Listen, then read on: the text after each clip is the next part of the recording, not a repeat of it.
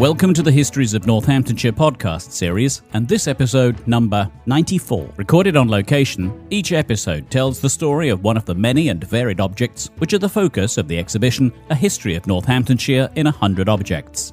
The exhibition runs at the Northampton Museum and Art Gallery between the 20th of September 2025 and February 2026. Selected by local individuals, heritage groups and the museum's own curators, each object tells a different story from the county's past. And so, to our guest for this episode. And for this particular edition of the podcast series, I am the guest. Now, this is slightly strange. I've been honoured to be invited to be a guest curator for the Histories of Northamptonshire in 100 Objects, but it would sound a little strange if I was interviewing myself. So instead, I'm going to hand over to Vicky Pearson from the museum and the project team that has very much put together this exhibition for everyone to see and to engage in. So with that in mind, Vicky, welcome to the podcast series, and over to you. Thank you very much, John. Yes, it's a bit sort of turning the tables now from sort of interviewer to interviewee. So I think we should start by just saying, well, if you'd like to introduce yourself. My name is John Griff, and I'm a broadcaster in Northamptonshire. And so what is the object that you chose to be part of the exhibition? The object is a piece of equipment that I'm very familiar with. It's part of a mixing desk, which came out of BBC Radio Northampton when work was being done and the item in particular was about to disappear into a skip as a piece of scrap. It is a fader, which is a particular piece of equipment, and it is a microphone fader, which came out of what was called a Mark III mixing desk. So it's part of equipment that was used to broadcast? Yes, the mixing desk had a number of these faders, but as visitors to the exhibition will see, this one is marked out because it's got two pieces of Lego on it. One has the number 1 written on it, and this was the number 1 fader. This was the presenter's fader that was in Studio 1 of BBC Radio Northampton. It's an analogue fader, and these days most broadcasting is done using digital equipment. So it had reached the end of its day, but in its day there were between 1,500 and 2,000 of these things that were in use across BBC studios for BBC Radio and television as well. So if it was used every day, were you using it every day? Sort of like you were physically operating it? Yeah, in my time with the BBC, I'm not with the BBC any longer, but in my time, I used the fader, as did plenty of other broadcasters in their time as well. The likes of Martin Stanford, who went to Sky Television, Howard Stableford, who went to Tomorrow's World, Bernie Keith, who is still using that same studio to this day, and lots of others besides, people who've gone on to other things, but people who spent a long time in the studios in Northampton introducing records, but equally, and perhaps this is the importance of the fader, introducing guests into interviews or telling stories to the people, a local audience from locally based people here in Northampton itself. So you sort of talk about a fader and sort of introducing people. Exactly how would it work? It's a piece of electrical equipment, so it would fit inside a mixing desk. It would be cabled up, and in fact, with the fader that we've got in the exhibition, you can see where the socket on the back of it was and the clips that held the various wires into the back of it. And you had the fader shut, in which case the microphone, in my case, that it was controlling, didn't send anything to the transmitters, didn't send anything to the general public. But as you opened the microphone, it put electricity into the microphone, and it was, in a sense, a gateway, because at that point, when the microphone was live, then the microphone was functioning, and the listening audience could hear whatever the presenter was doing, whatever the presenter was saying into that microphone. And today you say sort of this was analogue and now it's digital, so obviously those faders no longer exist in studios? These particular faders have now gone out of service. They were originally made in Wales, actually, by a company that also had a sideline making black boxes for aircraft. The company still exists, but not in its current form. But that particular fader was one that worked for the then current technology. Digital has now come in, so yes, it's become redundant, as a lot of other things have in the past. But in its time, and if you were to ever actually wield it and use it, there's quite a resistance to the fader going up and going down. So as a presenter and as a professional, you had a sense that you were doing something of worth when you opened the fader up. It was a very, very small thing, but it was a kind of tactile thing that really made a difference. And so really sort of an integral part of the stories that you were telling in terms of using that. So sort of I'm assuming that being at BBC Radio Northampton for so many years, those faders and yourself could tell many stories of what it experienced. And of course, those faders then allowed us to tell those stories. They have their own stories.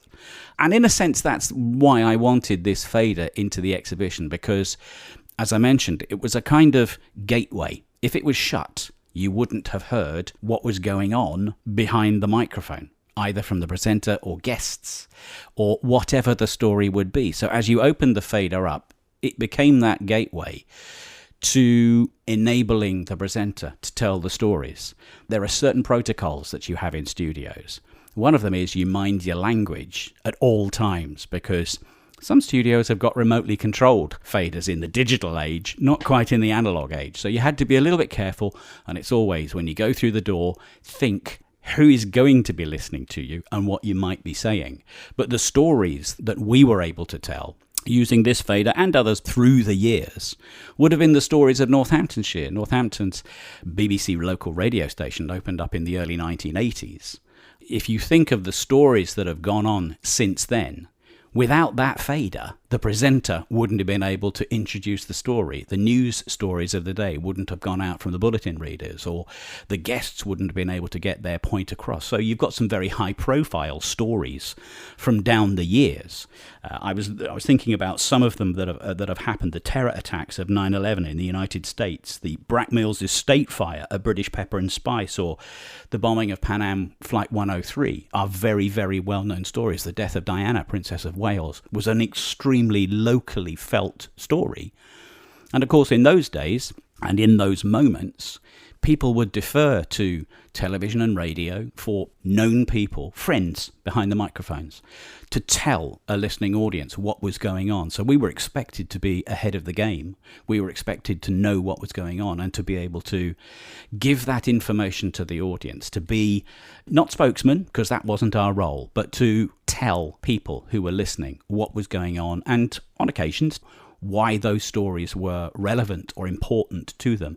In recent terms, and beyond the life of this fader, I think of the pandemic, and I remember before I left the BBC, the pandemic was going on, and we did a lot of broadcasting, telling people what was going on, advising people what to do to protect themselves and their families, helping them through the process. And it was a two-way street as well, because with those faders, people could interact with us, we in turn could interact with them, and keep people up to date with what was going on.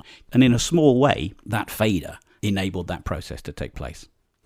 Looking at it from that point of view, the fader is a perfect object to have in the exhibition, because it really is telling stories, and not only just telling stories of Northamptonshire, but also stories that, yes, Northamptonshire plays a part of, but actually have a much wider significance and wider national feel to them. So really, is that your thinking behind why you wanted to include it in the exhibition? Very much so. BBC Radio Northampton, as one broadcaster in the county, is a local broadcaster. It's staffed by local people. It speaks to a local audience. The same thing goes for other radio stations, and there are plenty of them, not only in Northamptonshire, but across the county and across the country as well. And the whole point about local radio is that it is local. People want to know what's going on in their part of the world. And if those stories, as are being told through the exhibition, of the relevance of each individual item to Northamptonshire people or to Northamptonshire itself, if those are the stories that are being told by those items, this fader is exactly that, because through it, others were able to tell people about what was going on in Northamptonshire. It could be the gateway to talking about heritage, talking about exhibitions like this, but also talking about events going on that had a local relevance, a local importance. And sometimes those stories, of course, would start here in Northamptonshire, but would then have perhaps a national or an even international perspective to them. I think about things like Formula One, or the cutting-edge industry that we have here in Northamptonshire. Through the medium of local radio, you could tell not only fans of motorsport, but people who had no interest in motorsport whatsoever, what was going on right on their doorsteps and why Northamptonshire had a world-class reputation in motorsport. And of course, Northamptonshire has a world-class reputation in the boot and shoe manufacture, and we will be talking about that in other podcasts as part of the exhibition and fundamentally part of Northamptonshire. People like to know what's going on close to them. It's what forms not only friendships and relationships, but it informs people about what is relevant to where they sit, where they exist. And that relevance, that sort of stakeholder interest, is really important. And something as simple and mundane as a piece of equipment sitting in a radio studio actually is the pivotal point. Without it, you can't do the job. Exactly. I think the objects that are in the exhibition, I think as a whole, are on the surface quite sort of mundane or sort of like simple objects that you wouldn't give a second glance to if you walked past them.